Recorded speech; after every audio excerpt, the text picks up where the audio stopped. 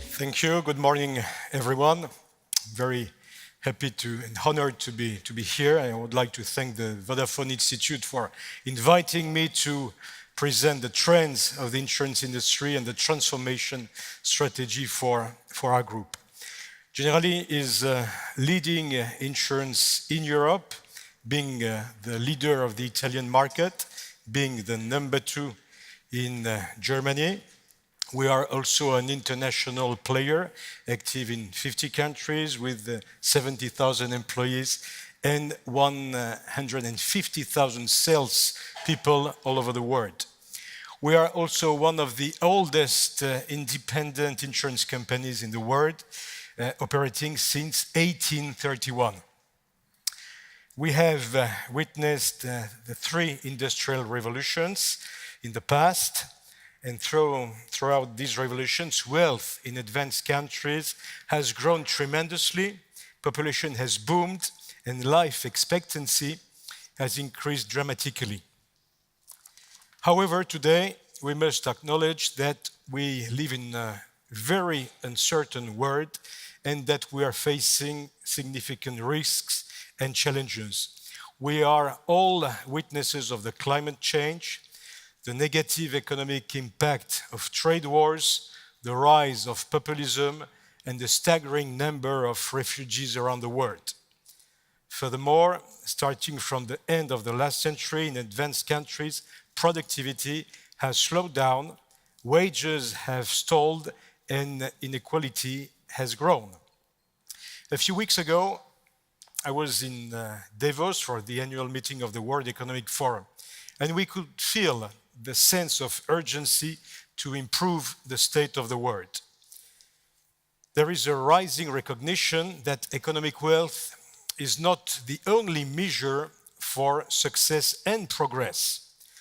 To use the words of the New Zealand Prime Minister, decision makers should see the world through a lens of kindness, empathy, and well-being. This morning, I will talk about that because the industry in which I've been for more than 35 years now is all about human touch and well-being. I'm sure you are all very familiar with the technologies of the 4th industrial revolution, such as data analytics, Internet of Things, blockchain, and so on. These technologies have a vast and profound impact also on the insurance industry. First of all, on the technical side of our business. Insurance has always relied on data to calculate the probability of, for example, hailstorms or car accidents. Our business is about data. Today, not only we are able to gather immense amounts of data like never before, but we can also interpret them much faster and better with the help of advanced analytics. This leads to obvious benefits, including better models to calculate the chance of claims and to better price risks. It also leads to cost reductions in claims management and a better fraud detection. But on top of this, new technologies can also impact the emotional side of our business by improving the relationship between the insurance company and the customers. In the past, insurers used to have very few touch points with customers, only 1 to 3 maximum per year. Digitalization and connectivity give now the opportunity to insurance companies to offer customers a better and warmer experience as we compete not only with other insurance companies, but with other industries which are much more digital and easy than we are. Furthermore, we could now move away from the reimbursement to the prevention, assistance, and servicing. Thanks to innovation and digital technology, our customers can access personalized solutions.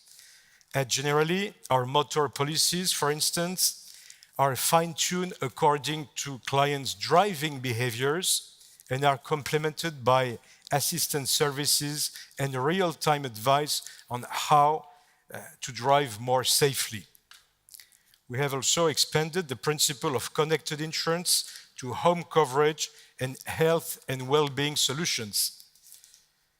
For instance, our customers can join a program called Vitality, which encourages and rewards a healthier lifestyle through personalized programs and regular interaction, also through connected devices. So the fourth industrial revolution in the insurance industry provides direct benefits to customers, but it also provides indirect benefits. According to our internal research, 70% of our customers prefers to be served and advised by a human being because they need human touch when dealing with emotional and personal matters. This is one of the reasons why we regard digitalization and connectivity as an enhancement for the traditional agency distribution. For example, at Generali, our agents are equipped through the Agent Hub with digital tools and all the relevant data on their customers. We estimate that the Agent Hub will free up to 25% of agents' time, and this time will be available to better manage the relationship with our customers. Thanks to innovation and smart working, Generali is becoming a lean, simple, agile, and adaptive organization where digital entrepreneurship is encouraged and rewarded. Digitalization for us at Generali is more a matter of culture than a matter of technology.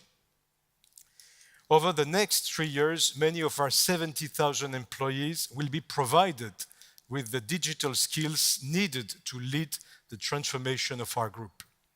Furthermore, more flexible working conditions made possible by connectivity will contribute to promote diversity and more inclusion and foster a better balance between professional and private life. All these examples show how innovation is improving the quality of life for many people involved in the insurance value chain. They confirm our optimism about the fourth industrial revolution that will finally deeply transform our industry. But not all benefits will materialize immediately, and the processes won't be free of obstacles. This is why it's really important that the private and public actors think about the best way to adopt new technologies and mitigate their negative impact, especially on employability. Overall, the fourth industrial revolution, if managed carefully, carries the promise of improving the quality of life. Insurance, as I described, is transforming itself at a very high speed into a personalized service able to provide individuals and companies with the necessary peace of mind to liberate their potential, guide them to healthier and safer behavior, and prevent accidents. The insurance industry should capture the opportunities offered by the fourth industrial revolution to serve customers at the best, and at Generali, we are ready to address this challenge, and while investing in innovation and digital transformation, we pursue our long-term purpose as declared to enable people to shape a safer future by caring for their lives and their dreams. Thank you for your attention.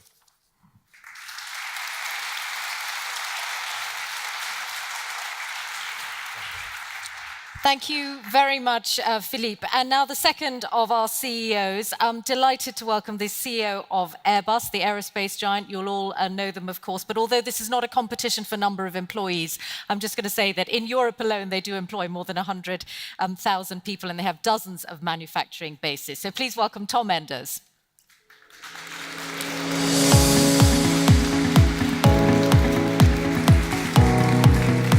Thank you very much. Ladies and gentlemen, good morning. Thank you, Nick, for inviting me. Privileged to be here, and I'm happy to talk about the digitalization of the aerospace industry and Airbus in particular. Well, say a few words about our company. We are one of two leading aerospace companies currently in the world. The other one is on the other side of the pond. I think you know who I'm talking about. And tomorrow we will have at least two, one in America and certainly one in China. I think that makes the specificity of our industry. And Nick, I understand that you might look a little, be a little bit jealous on that situation, but trust me, we are in a fierce competition nevertheless. This is a very data-rich industry. And until fairly recently, we have produced tons of data. I would say more than 95% of the data we've thrown away. We didn't do anything with the data because we didn't know how to do that. That has changed since a couple of years, that we finally understood, let's say 4 years ago, that digitalization and exploiting big data is not an option, but a bare necessity to be competitive in today's and certainly tomorrow's world. Talking about data-rich industry, just to give you an idea, on our latest long-range aircraft, the A350, we deploy roughly 250,000 sensors.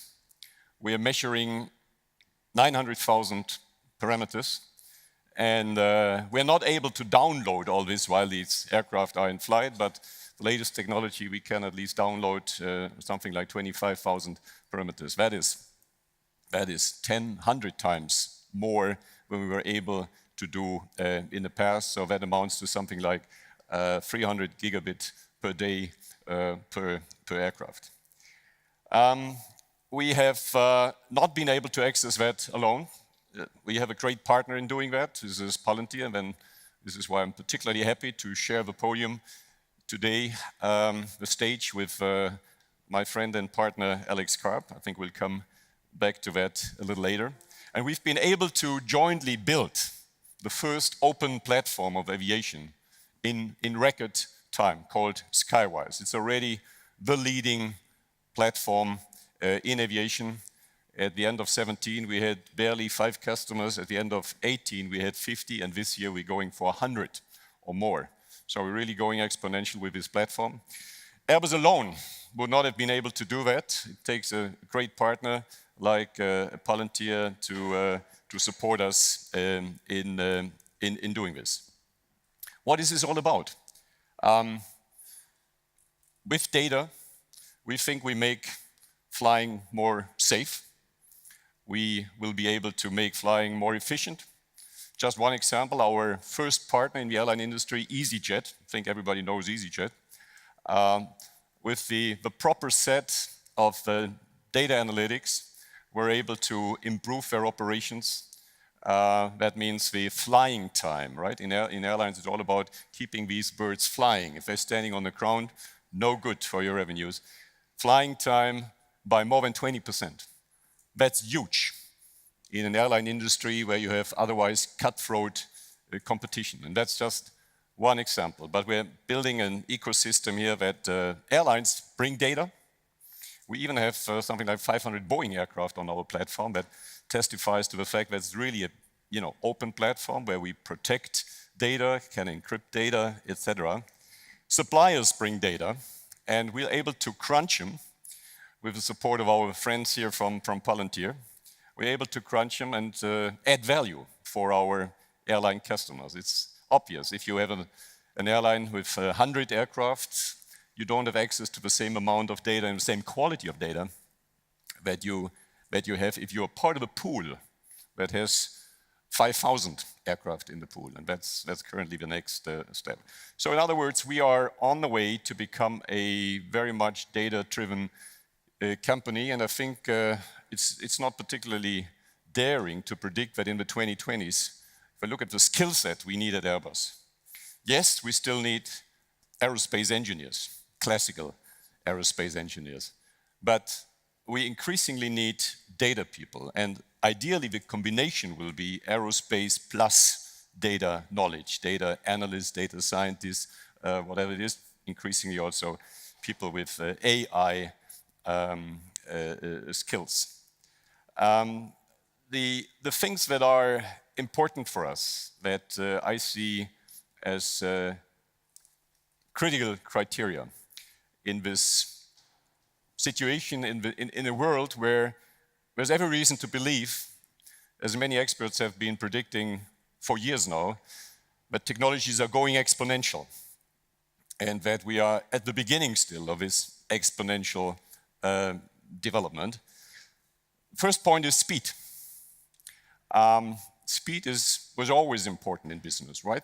But I think speed is increasingly important in today's world, which is so much driven by data. You can't afford to, discuss forever what the right setup is, and the competition is overtaking us. I mean, we have one big competitor, as I said. We have our sights firmly fixed on this competitor. What are these guys doing? They look at us. What are we doing? We have suppliers in this game as well. So speed is of absolute importance. And that leads me to the second thing, partnerships.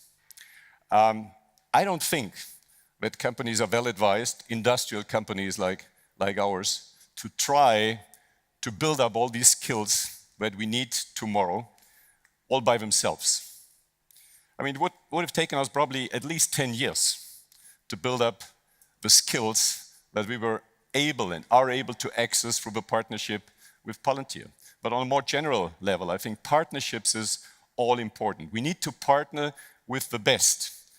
And we as a global business, I mean, we'd be happy to partner with European companies, but I don't see so far that there are the best, and hopefully that is changing in the future. So speed, partnership, and then open innovation.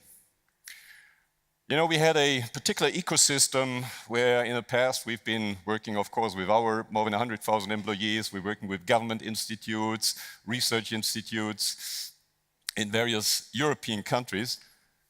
That isn't sufficient anymore.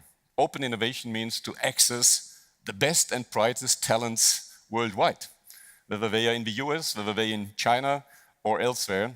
And that's important. I mean, the picture I use to make that point, drive that point with our employees, is more than 99% of people in this world who could contribute to our business success are not employees of Airbus. And how do we access the skills, the abilities of these people for the greater good of Airbus? Like other companies, we're running very encouraging experiments here.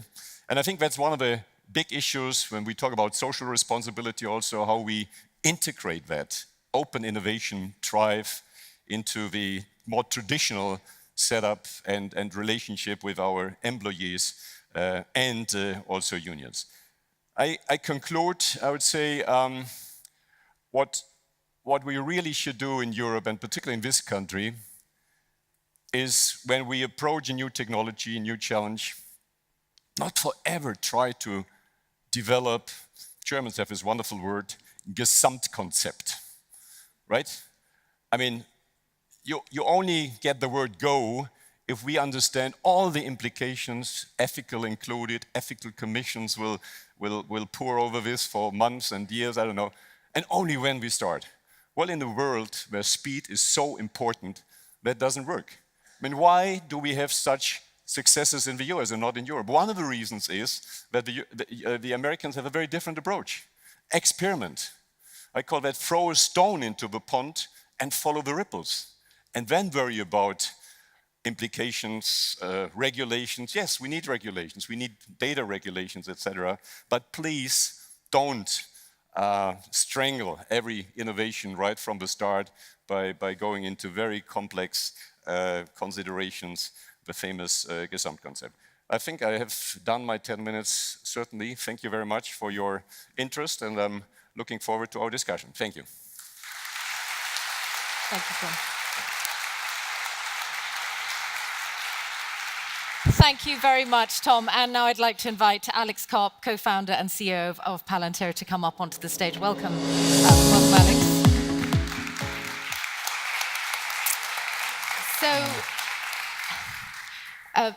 So your company is much, much, much, much younger than either of these two. It's only 16 years old. Well, first of all, I'd like to thank the previous speakers and the invitation from Vodafone and Frau Merkel, and then, of course, going after all four of them, it's maybe a little bit of a disappointment.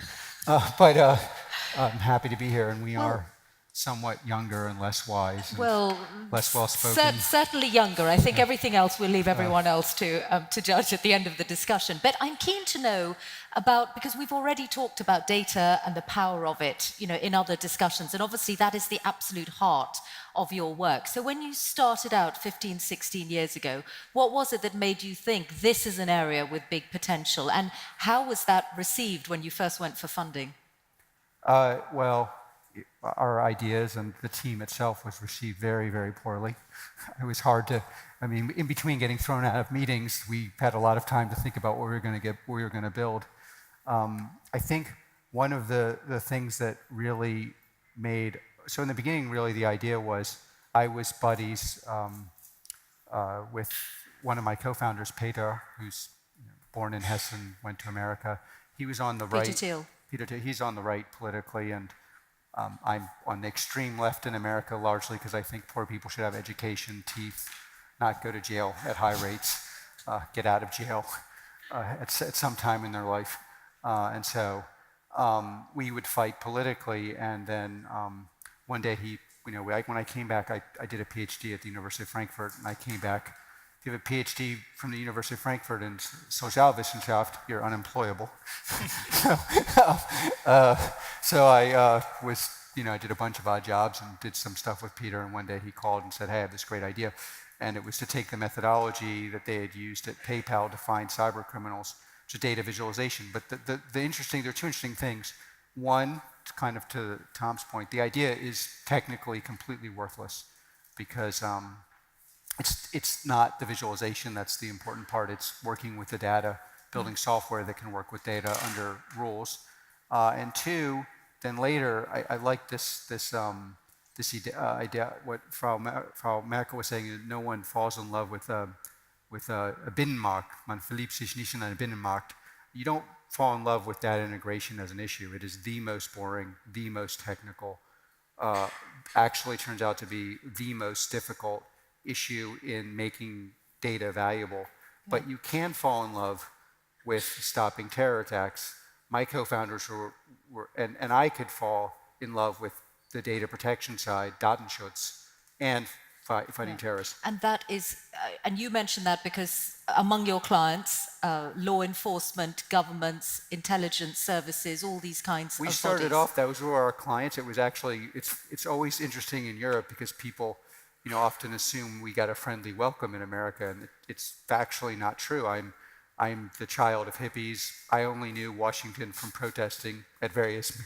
We did not get a warm welcome. I don't know any of the acronyms, but we did have an advantage, and I would say, looking back on it, it was really a hybrid of optimism, which is, I think, very powerful in America. And then I would say a certain amount of it was somewhat of a hybrid. Obviously, we didn't have a Gesamtkonzept, but we did have a plan that we were which is unusual in the Valley. So that made us very German. They couldn't even have a plan at all. And then we went very deep into the issues, and because if you just want to stop a terror attack, really, you don't need very high-end software. It's a scale problem. But if you want to stop terror attacks and protect data, not just encrypting it, but also making sure only people see it under the right conditions, later that you can figure it, that's a very serious technical and meaty challenge. Okay. I would say as a final, it's also a meaty challenge that very smart people want to work on. And software has more of a power function, so you need the very, very best. Yeah. But, we shouldn't beat around the bush about this. The fact is your company's been described as secretive, mysterious. There are people who have real qualms about how this kind of power to analyze and draw conclusions from data can be used, that it can be used. And abused. Exactly. Yeah. I know you're not going to talk about who your clients are, but what is your ethical framework about who you choose to work with? We work with almost every country in the West, almost every democracy in the West. I think there's a concept that I spent a lot of time studying when I was in social science called primata status. I think the state should decide in Western countries. It should be democracies that promulgate rules. And the software should be made and transparent in a way that third parties, i.e. not us, not just technical people, can verify if those things are being used. A lot of the concerns about data utilization, the scariness of it, the human rights abuses, or just plain, can I have a private life if the data is actually used and kept, are very legitimate. And what I believe is we need to have technical solutions to these legitimate questions. Okay. So describe one of those technical solutions. And something like GDPR is a technical solution? Is a technical requirement. Yeah. The technical solution would be you would need an architecture that was capable of tagging every shred of data so that you could disaggregate the data in real time and then apply rules on top of it. Okay, but who does that? Well, I'm a little biased because we spent, the interesting thing about the GDPR regulation and a lot of, especially, there's a slight difference between civil liberties in the American context or in the British context and in the continent, so that these data protection issues apply to commercial and non-commercial entities in Europe. But the architecture of that was exactly what we began working on 15 years ago. And why did we work on it? Because if I went, well, I believed in it, but and actually investors hated this because they said, well, if you work on data protection, no one will believe the product would work. And I didn't have the right answer at the time, but the right answer would have been, and if you don't work on data protection, you won't get the best people. If you go to somebody and say, I'm going to stop terror attacks, but I'm going to take away all rights, who's going to work for you? And do you want them to work for you? Okay. Well, on this note about actually the application of data, I want to turn to both Philippe and to Tom.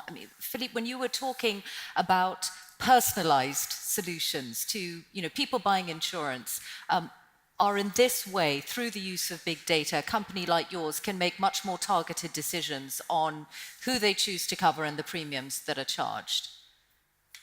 Yes, we have obviously more tools to price the risk and to offer personalized solution. But there is a limit because if technically we could know exactly the price of the risk of every individual. But this is the opposite of the insurance business, because the insurance business is based on mutualization.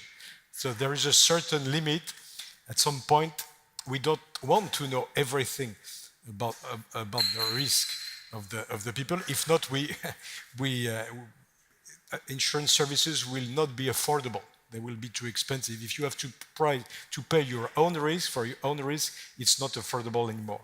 What's important for us is to use those data in a new way, which is to better interact with our customer, knowing better our customers, knowing better the needs and the risks of the life of our customers, and be more in the servicing and the prevention service. The old model is we wait for the accident to happen, and after that we pay for it. And we have no contact with our customers, except when we aim to pay the premium or when we have to pay for the claim, which was all about money. Yeah. And you cannot base a good customer relationship only on money flows. Does that mean that there's a point where you can have too much data? In a company like yours, you need a certain amount to make good decisions, but there's a point beyond that which, perhaps like the rest of us, you can become overwhelmed. No. The example I was referring was about health insurance. You can now easily access to predictive data on your health risks. And this is, I think this is something that has to be regulated because we are talking about health management, health prevention. Definitely, if we know all the risk of a person, at some point we could decide not to insure this person and not to protect this person. And once again, this is the opposite of the industry. So it relies on a good regulation. When we talk about driving, it's important for us to know exactly everything about the behavior of the driver, because we need to give him his price. Well, let's talk a bit, Tom and Alex, perhaps you can talk a bit about the partnership that you've talked about, which, Tom, clearly you feel has been of immense value. Can you explain exactly how it works, what you are doing together and what it makes possible? Well, I mean, it's, I have to say, an obvious win-win partnership here. I mean, we are a leading company in aviation. We have the relationships with a couple of hundred airlines all around the world. These guys have developed incredible algorithms. I do not profess I fully understand what you guys are doing, but I see the outcome, I see the result, and that's just amazing. And what was, I think, very important for our success, Alex, was that we had a very good fit between our engineers, the Palantir guys and the Airbus guys. And basically, we're aggregating data with a clear aim to make aviation safer, to make it better, make it more efficient, to drive down the cost of development programs. For instance, if we develop an all-new aircraft, that's easily just the development costs, a bill of 15 billion euros or dollars. Well, if you can halve the time for development, you're also halving the costs of development. There's plenty of room to make aviation better for the sake of the airlines. Okay, but then how, Alex, can you explain in layman's terms how, because I was thinking much more in terms of the sensors you were talking about on the aircrafts, but you're talking about data reducing development time. I'm happy to go through the technical stuff at any level of detail you're interested, but I would say the beginning was we believed we were very good at a certain kind of software that I'll explain. We also believed we needed partners that were the world's best in what they do, preferably in deep industry for both technical and cultural reasons. And then you also need exactly the right partner, and that partner has to have a fair bit of confidence in what they're the best at, and because of that confidence, be willing to experiment, and then experiment in a way that they understand. So while it's true that Tom is not a software engineer, he is a leading expert at what he does, and there were actual show me the results discussions. And then, I mean, we also, it's kind of a weird, maybe you can make a kind of oddball film out of it, but we get along really well. That helps. And so there's a personal thing. Now, what is it that what does the software actually do? The software is, they're essentially, you can look at software in multiple generations. The beginning generation of what people now call IoT is essentially people take data, you don't understand what they're doing, they give you back the results, you don't know if the results are real. Now, you can actually drive results in doing that, but it will never work for a large industrial company with people that have been trained and have vocational understanding and are experts. So currently there are 12,000 people at Airbus using Palantir. Most of them would be people that in Germany would be not at the academic high school, would be gymnasium, they would be people that took part in the double Dualausbildung. And so you need an architecture that will simultaneously allow you to bring the data together, but then create an architecture where individuals can work against it and you can leverage their insights. Now, what is the technical challenge? Each one of these sensors, people tend to think the technical challenge is that you bring the sensor data together. The real technical challenge is each one of these sensors produces data in layman's terms in a different language, a language that's often particularly constructed to not be translatable into other languages. So if you want to ask a very simple question like, if a pilot weighs 200 kilos and flies right under these conditions, what is the effect on the whole plane? It's actually a very hard question to answer because every single one of those 250 sensors, 1,000 sensors, is written to understand what the question is in a different way. And so what the software is really doing is solving the mathematical problem of the factorial, the interrelationship between every single data in the sensors if they were in the same language. I see. Okay. And so so you could basically think of data as the gasoline, software as the engine. But the engine has to be set up so it can both do that and create independent spaces where people can experiment and apply privacy laws. Can we go back to the very heart of the summit and to the question we asked right at the beginning about what the future of Made in Europe looks like? I mean, I'm thinking of Generali and Airbus in services and in manufacturing. These are European companies, you know, began on this continent, have gone global and have been incredibly successful. And yet, when we think of the digital age, we don't we think of Silicon Valley in the forefront. We think of Huawei and Chinese companies like that. So I wonder, Philippe and then Tom, what you think Europe needs to do, because Chancellor Merkel described it as Europe being between these two poles of the US and China. So how do we end up in a better position in that race? Well, I mean, it really starts with the infrastructure, I would say, and there's a central part of infrastructure for me is education. And I think Chancellor Merkel said it clearly in her speech that, yes, there's been some progress, but clearly not enough. I mean, our educational systems, by and large, in Europe are certainly not up for the digital age. And if we look forward in the 2020s, and if we assume that this data business is really going exponential, we're very ill prepared. And I think rather than focusing on how to build European champions for this and that, it's vitally important that the governments and the local governments and the federal governments in Europe do their homework. Prepare the ground starting from education. Do their homework also on regulation. As I said, there's too much upfront regulation that stifles innovation in Europe.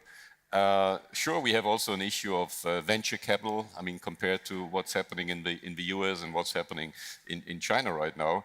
But I think, I mean, governments always love to do declarations on summits. We build an European champion and this and that. Does that mean that when I don't think that should be the focus. When it comes to Airbus, do you often struggle to find the employees that you need in Europe? Well, I mean, we have a pretty good brand. So yes, sometimes we are struggling a little bit, but so far that works. And we are reskilling hundreds and thousands of Airbus engineers, by the way, also with the help of Palantir and other partners. But we are adapting our own HR culture right now to these data guys, sometimes a little bit weird. You know, these guys are not up for, and girls, are not up for lifelong employment. This is what, you know, there's the concept so far in big companies. They want an exciting job and a project, maybe for 2 years, maybe for 3 years, then they leave again. So that's an entirely different way of hiring. Philippe, can you also give me that? I think that so far the insurance industry has been a very local industry. So we are operating in many countries, but actually we have subsidiaries in many countries, and 90% of the business is global, the insurance business. The asset management is local. The asset management part of it is global. The insurance part of it is local. I think that digitalization and the new technologies are an incredibly opportunity to make this insurance business much more global, because we're going to share internationally data and the way we manage data. We're going to have to hire data scientists who will be global. They will not be local, because we cannot afford it. So there will be an acceleration of the globalization of the insurance industry thanks to digitalization. And then, of course, the human resources side is really critical. We need to be able to attract in our industry young and digital people. I would say we need to reskill our own people, but not all of them will be able to be reskilled, definitely.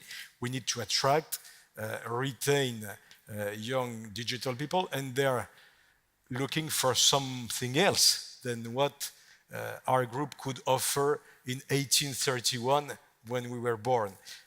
We need to transform ourselves, and this is what we are doing. Let me give you a simple example. For the first time, we are now in Italy working in a new tower in the center of Milan, which is a smart working tower, and It's not just moving the people in a new building, it's changing the culture of the people and changing the way they work together. And if we... The physical environment. And we have to leverage this to hire new skills. Let me Alex? just take a slightly more pro-European stance.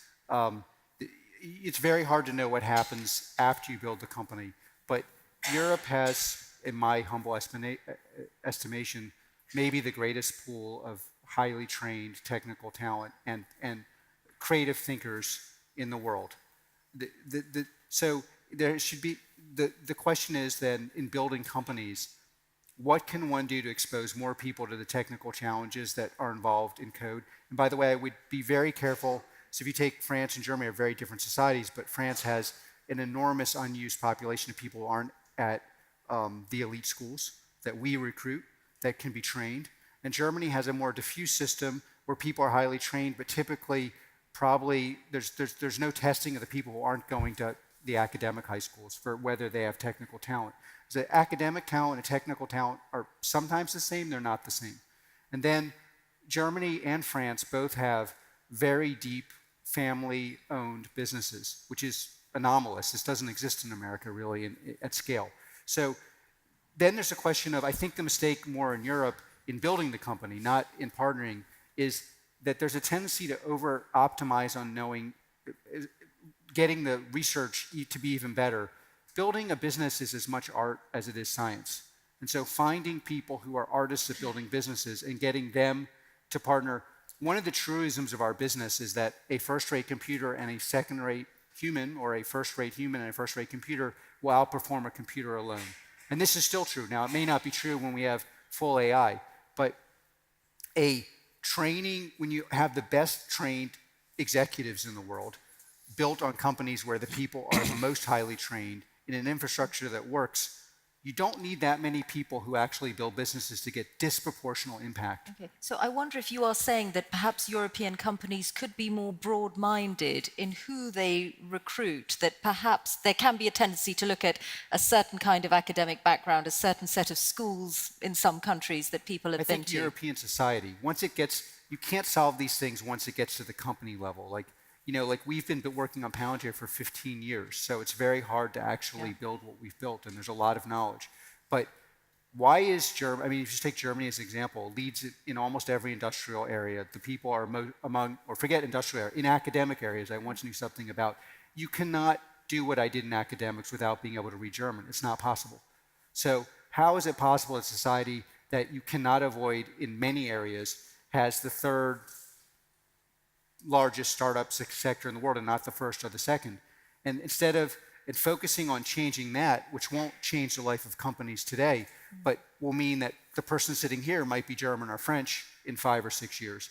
That's the problem that has to be tackled, not with money, but instead of investing, money is also an issue, but investing in different ways of building company. More artists.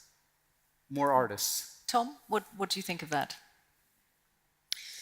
It's encouraging to hear Alex speaking so positively about Europe and France and Germany, and I'm certainly not contradicting him. I mean, after all, Airbus is built very much on French and German expertise, British, Spanish. I agree, the problem cannot be solved when it comes to the company, but companies can contribute to that. For instance, my company, and I'm sure many companies represented here today, we are more there that we need to contribute to the infrastructure, to the education early on. I mean, 10 years ago, we would say, okay, the school is the school, and we hire people when they're ready, none of our business. Now we're not only going to the universities, we're going also to primary schools, etc., to make our little contribution at least, that people understand, that teachers understand, that students understand that the digital age, they need a very different set of skills, and that the combination, in our case, of aerospace that still is fascinating young people, the flying stuff, the space stuff, particularly not only Jeff Bezos, but also the younger generation today, in combination with the digital skills, that this will be the winning combination. So we're doing something here that we haven't done in 10 years, and we need to do much more. And I think that goes for all the companies. But at the end, it's very much a sovereign decision by governments, by local governments, etc., to set up a proper educational system. I think it really starts with that, and we need to combine this old skill set with the new skill set in a way that people see, yes, that makes a lot of sense for me in my lifelong perspective. Well, on that note about governments, leadership, European leadership as well as national leadership in Europe, let's then look ahead to the forthcoming European elections and a new European Commission. What, Philippe, would you most like to see the next European Commission focus on in order to take us in a better state further into the digital age? Well, this is not about insurance, this is about politics, but let's be very clear. We are the European leader in the insurance industry, so definitely Europe matters a lot to us. By the way, I'm the French CEO of an Italian company, so as you can imagine, it's a bit challenging at the moment when you look at the relationship between France and Italy. So I think we can improve the situation, and we should improve the situation. It's all about politics. I mean, you need to be clear, honest, and transparent to people. When you let people think in a country that they can compete in the world by themselves, being out of the European Union, it's a terrible responsibility. You cannot let people think that. So there is one, Europe should be perceived not as a problem, but as a solution. No single country can compete individually on the world competition. So the only solution is a more integrated Europe. There is no other solution than a more integrated Europe. And, Tom. Yeah, just add to that. I mean, Angela Merkel alluded to that. I find it shocking that the very economical project of Alstom Siemens was shut down by the European Commission. If we had had these kind of criteria that these people use in place when Airbus was created, there wouldn't be any Airbus. The European Commission would have said, no, we need national competition. We want France and Germany to compete, and Britain, please, and so on. That is crazy. I mean, we urgently need an up-to-date competition policy, the European Union. The European Union, the Commission, has to give up this parochial view of we need competition in Europe. The playing field is a global one. And so that is very frustrating. There are certainly other areas. But can you understand why people feel, and often it's relation to the tech giants, which are very big, very present in our lives, usually American, that people feel that, and perhaps more in Europe than other parts of the world, that intrinsic worry about over-dominance? Yeah, sure. Sure, I can understand that. But, a lot of those people who are worrying about that publicly are the ones who are all the time on Facebook, on Twitter, and so on and so on. They give all the data. So there's a lot of hypocrisy, I think, in that field. But I'm not against data protection. That just is that Europe is good in defense, but where's the offense? And that is certainly an area where Europe needs much improvement across the board, I would say. Alex? Yeah. I mean, I'm focused on. I think roughly the analog where I know something about is building startups in Europe, more offense, more just being slightly, aggressive, courageous. The talent, it's a cliche, but if you go to like a startup somewhere in Silicon Valley, the person may know nothing about what they're beginning, but they're very confident it's going to work. And then I'll meet somebody I know fairly well, say in Germany, who I know is an expert, and they'll explain to me all the things they don't know, which I like. Those are the kind of people we hire. But when you want to build a company, there has to be more, we're going to do this. We're going to figure out how we do it. We are going to win. And I think, also you have all these debates around, like AI would be the perfect, it's a very scary technology. You can frame it as it should be maximal data protection and maximal AI, which I think is the way you win, because then you get the talented people. Otherwise, you're not going to get the talented people. But there also has to be an offensive side. We are going to actually win. Yeah. Nobody wants to be part of a project where you're not going to win. So Palantir could never have got off the ground in Europe. I mean, the idea, the funding you needed. I don't agree with that. I mean, I think it very well. Look, nobody. I think the real thing is nobody. It was much more likely that people would select. I mean, you have to understand. I was the least likely to be selected to run a company imaginable. And somehow I was still selected. And I do think that selection process was very American. Had someone selected me, look, I only left Germany because I ran out of a salary. I'd still be here. I wouldn't be on stage.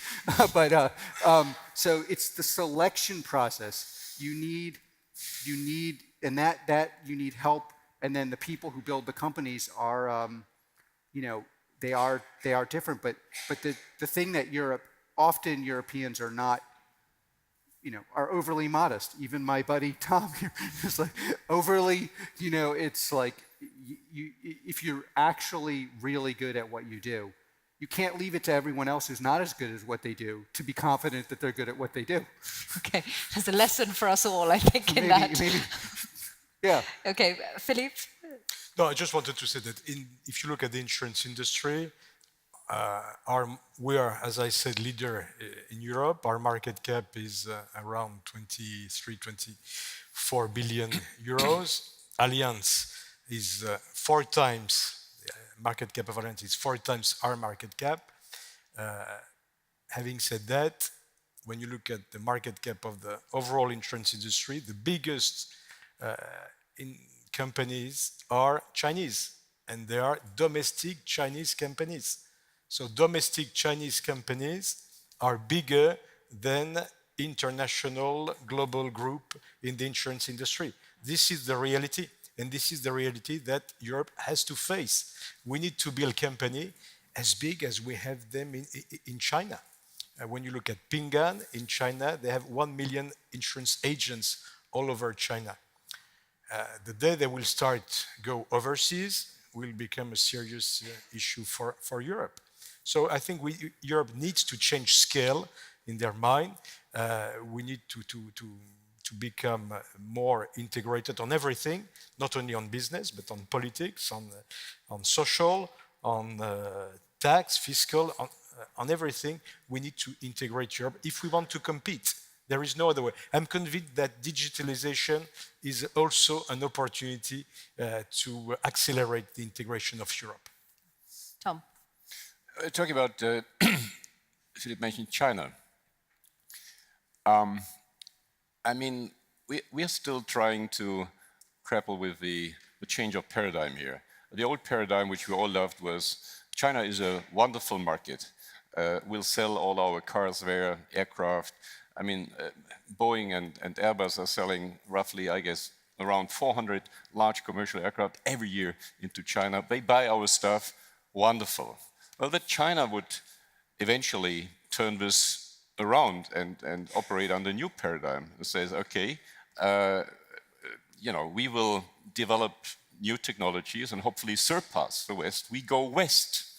We take the Belt and Road Initiative and leverage that, and we even acquire companies, horrible thing, right? I mean, who did expect that? Chinese acquiring European companies. We still haven't really understood what's happening here. Even now?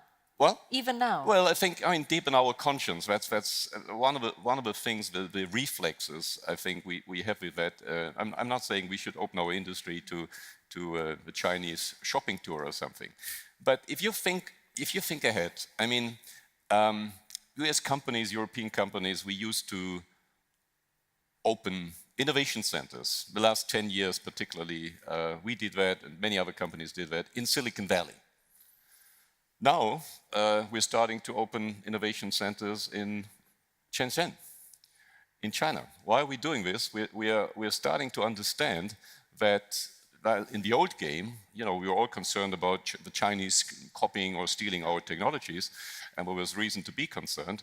Now we need to look over their shoulder. If it's really true, or if it's coming to be true, that China in 2030 will be the world's premier artificial intelligence competence center, machine learning, etc. So what does that really mean? So far, we could partner, if we didn't do things in Europe, we weren't able to, keep up the game last 25 years in this internet phase in Europe, well, we could still turn to our, American partners.